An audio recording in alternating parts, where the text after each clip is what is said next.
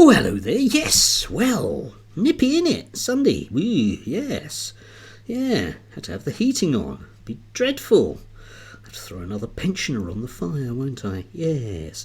Anyway, yes, today is a Conservative conference in Birmingham. Yes, a town that's as traditionally conservative as Mom's apple pie. Yeah, absolutely. Anyway, it'll be leadership contest time, so everyone's obviously very something about that, aren't they? Yes. Anyway, the press are doing their usual words of wisdom, most of which don't really exactly have any inspired newness about them. For all the talk about renewal and reconnection and getting them votes back from reform, it's very much the standard fare. The Telegraph yesterday basically was sort of suggesting we need to recapture the entrepreneurial zeal. Now, if I had £1 for every time I'd heard that from a Conservative, I'd have £3.50 now. However, apparently what that means is not taxing non-doms. Answers on a postcard as to how exactly entrepreneurial zeal matches up with not taxing non-doms. I would have thought if you wanted an entrepreneurial spirit, you'd liberate the economy at the bottom rather than the top. But yeah, what do I know about economics? Nothing, according to people that agree with that viewpoint, but that's what we've had for the last 45 years. Hasn't worked. Maybe I'm right. Anyway, leaving that aside, there was some deeper analysis stuff. There's a couple of good pieces in The Spectator, which I won't particularly linger on. You can look at them down below.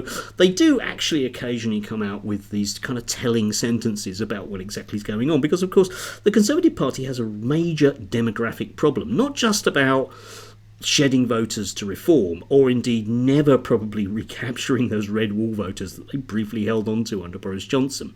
But their membership is dying, okay? There aren't young Conservatives. They don't have people out on the doorsteps. And unless you can magically come up with something which would truly inspire people that don't have to get around with a Zimmer frame, then you have no doorstep game at all anywhere across the country, which means you have to rely on big business. I've already heard that before, to get out the vote due to Facebook ads or whatever it might be. It's a major problem for them. Basically, the membership is dying because it's all rapidly heading towards an average age of 80. Now, the Labour Party are probably going to face the same basic meltdown in the next few years anyway. So it'll be up to the incumbent parties with, a lot the Lib Dems have done for a long period of time. Anyway, I'm getting off the point. Probably the best of yesterday's in-depth stuff was from the Times Conservative Party conference. Beauty parade turns into the Hunger Games, because one of the problems, amongst the many problems, a tiny percentage of the enormous problems that the Conservative Party has is I don't think the political party, the MPs, actually want Kemi Badenoch. So effectively, there will be lots of machinations about trying to keep her off becoming in the last two, which might well prove some vague upsets. Don't forget that the Conservative Party conference is there explicitly not to give members a say, and they're already interfering in the same way that the Labour Party loves to do with its internal democracy. Except, of course, the Conservative Party doesn't really have internal democracy, but apparently they're going to be very careful about questions that are asked to the candidates. After all, we couldn't have the members actually hearing something they want to hear, as it says here, them becoming the story. There will be some upsets with this, because I think that basically the main part of the party, and I mean MPs by that, will want Jenrick, and therefore it could be that the other two, Cleverly et al., are kind of manoeuvred into some other position in order to make him win. Which means that we'll just go down the same sort of Christio-fascist stuff that we get to see from America. No, I'm not calling him a fascist, but that's the stuff that he's heavily involved in, okay? Just to make that, because I'm bored with arguing about those things. And don't forget that this will be on the cusp of a Trump potential win or potential loss, looking more and more like a loss, which will probably further alienate the Conservative Party. Yeah, so it'll be intriguing. Like I say, apparently, because you can't make this stuff up, but apparently because David Cameron won the leadership by having an unscripted talk at that conference, some of them have decided to do that. So there will be some slip-ups, shall we say. They will try and stage manage it, but we've seen over the years that the Tories trying to stage manage things doesn't always exactly work out.